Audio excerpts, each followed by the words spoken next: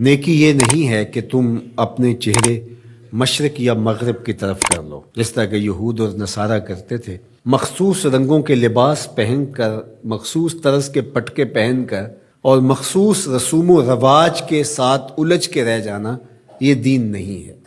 لیس البر، یہ نیکی نہیں ہے، ان تولو، کہ تم پھیر لو، وجوہکم، اپنے چہروں کو، قبل المشرق والمغرب، مشرق اور مغرب کی طرف، ولیکن البر من آمن باللہ، نیکی کیا ہے کہ کوئی اللہ پر ایمان لائے، اس کا دل اپنے رب کو مانے۔ تو نیکی کی حقیقت یہ ہے کہ آپ اپنے رب کے ہو جائیں۔ جب رب کے ہو جائیں گے تو پھر اس کے دیے ہوئے نظام کو آپ من و عن تسلیم کریں گے۔ اٹھنے بیٹھنے سے لے کر انداز معاشرت تک، امور سیاست سے لے کر طرز حیات تک، کاروبار سے لے کر نجی زندگی تک، آپ کی زندگی کا ایک گوشہ اپنے رب کے دیے ہوئے نظام کی مطابقت میں ہوگا۔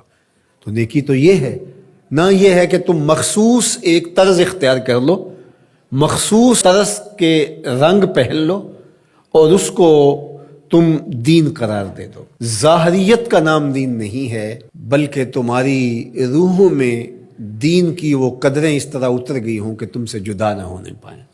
یہاں یہ بات بھی ذہن نشین رہے کہ جو ہمارے اعتقادات ہوتے ہیں ان کا ہمارے عمل پر، رویے پر، طرز زندگی پر ضرور اثر ہوتا ہے۔ عقیدہ ہمارے عمل کی بنیاد ہوتا ہے۔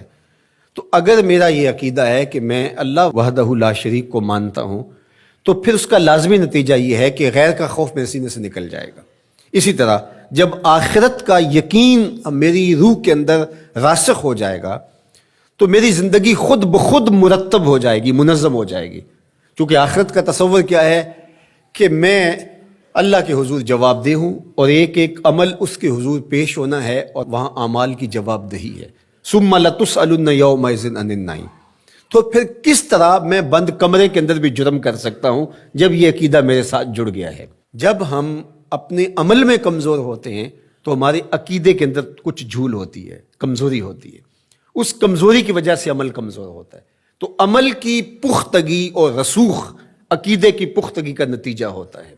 تو اس لیے سب سے پہلے جو چیزیں بیان فرمائی ان کا تعلق جڑا تھا عقائد سے۔ اب دوسری بات جو بر کی تشریح کرتے ہوئے ارشاد فرمایا، وَآتَ الْمَالَ عَلَىٰ حُبِّهِ ذَوِي الْقُرْبَىٰ وَالْيَتَامَىٰ وَالْمَسَاكِينَ وَابْنَ السَّبِيلِ وَالسَّائِلِينَ وَفِي الرِّقَابِ، اور مال کو خرچ کرنا علی حبہ، اس کی محبت کے باوصف۔ مال کی اگر محبت یا ضرورت نہیں ہے تو پھر اس کو خرچ کر دینا، صرف کر دینا، یہ کمال نہیں ہوتا۔ کمال اس وقت ہے جب اس کی شدید احتیاج آپ کو بھی موجود ہو۔ اس لیے صحت مند آدمی جو جوان بھی ہو اور اس کو ضرورت بھی ہو، اس کا صدقہ کرنا، اس کے صدقے کرنے سے بہتر ہے جو مخمسے کے عالم کے اندر جب موت و حیات کی کشمکش ہو تو وہ صدقہ کر دے، اپنا مال خیرات کر دے۔ عمومی طور پہ ایک مخفی دولت کی محبت جو ہمارے سینوں میں ایک حد تک موجود ہوتی ہے، اور وہ یہ ہے کہ جب اللہ ہمیں مال دیتا ہے تو بعض اوقات کچھ لوگ کہتے ہیں کہ ابھی میں اس مال کو بڑھاتا چلا جاؤں گا اور اپنی ساری ضروریات بھی پورا کرتا چلا جاؤں گا اور بہت حجم ہو جائے گا تو پھر اس سے کوئی بڑا کام کروں گا۔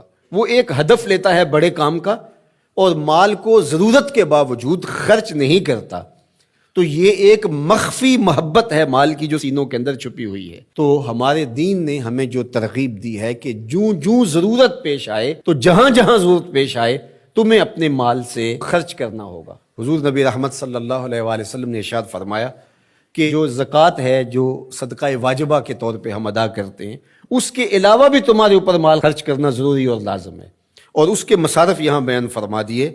اور وہ مصارف کیا ہے آپ ذرا غور کیجئے۔ فرمایا ذوی القربیٰ، سب سے پہلا جو رکھا وہ ذوی القربیٰ، رشتہ دار رکھے۔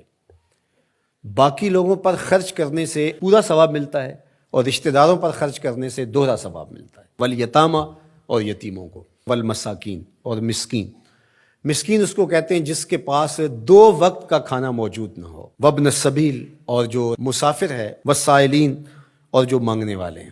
تو اگر اس کے پاس 2 وقت کا کھانا نہیں ہے تو وہ اگر مانگے بقدر کفاف اور 2 وقت کا کھانا مل جائے تو پھر مانگنا ترک کر دے تو اس کے لیے جائز ہے اور شریعت اس کو روکتی نہیں، اور ایسے شخص کو دینا ثواب بھی ہے۔ لیکن جو شخص جمع کیے ہوئے ہو، اس کے پاس موجود ہو، دولت بڑھانے کے لیے یا عادتاً مانگتا ہو، تو ایسے شخص کو نہ دینا چاہیے اور نہ اس کی حوصلہ افزائی کرنی چاہیے۔ وفی الرقاب، اور جو غلام ہیں ان کو غلامی کے بوجھ سے آزاد کرنے کے لیے مال خرچ کرنا. دور موجود کے اندر اگر کوئی قرض میں جکڑا ہوا ہے تو وہ بھی پھنسی ہوئی گردن ہے اس کو. اور میں سمجھتا ہوں کہ اس کے زمرے میں وہ شخص جس کی بیٹیاں جوان ہیں اور اس کے پاس کوئی رقم نہیں ہے کہ ان کی شادی کر سکے اور اس کی مدد کی جائے، تو یہ بھی اس سے ملتا جلتا حکم اس کے ساتھ یہ جڑ جائے گا کہ اس پھنسے ہوئے مجبور کی گردن کو چھڑایا جائے. وَأَقَامَ الصَّلَاةَ وَآتَى الزَّكَاةَ، اور نماز قائم کرنا اور زکوٰۃ ادا کرنا. وَالْمُوفُونَ بِعَهْدِهِمْ إِذَا عَاهَدُوا، اور عہد کو پورا کرنا جب وہ عہد کر بیٹھے. وَالصَّابِرِينَ،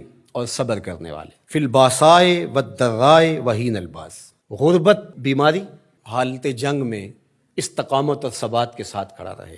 اب یہ بیان کرنے کے بعد فرمایا اولئک الذین صدقوا، یہ وہ لوگ ہیں جو سچے اور پکے مومن ہیں، جو ان خوبیوں کے حامل ہیں، جو عبادات کے اندر، اعتقادات کے اندر، رویوں کے اندر، طرز زندگی کے اندر، انداز معاشرت کے اندر، سب میں کمال مرتبے پہ فائز المرام ہیں. یہ سچے لوگ ہیں. اور فرمایا وَأُولَٰئِکَ هُمُ الْمُتَّقُونَ، اور تقوی کے نور سے مالا مال بھی یہی لوگ ہیں جن کے اعتقادات بھی خوبصورت، جن کے اعمال بھی خوبصورت، جن کے رویے بھی خوبصورت، اور جن کا طرز زندگی بھی خوبصورت.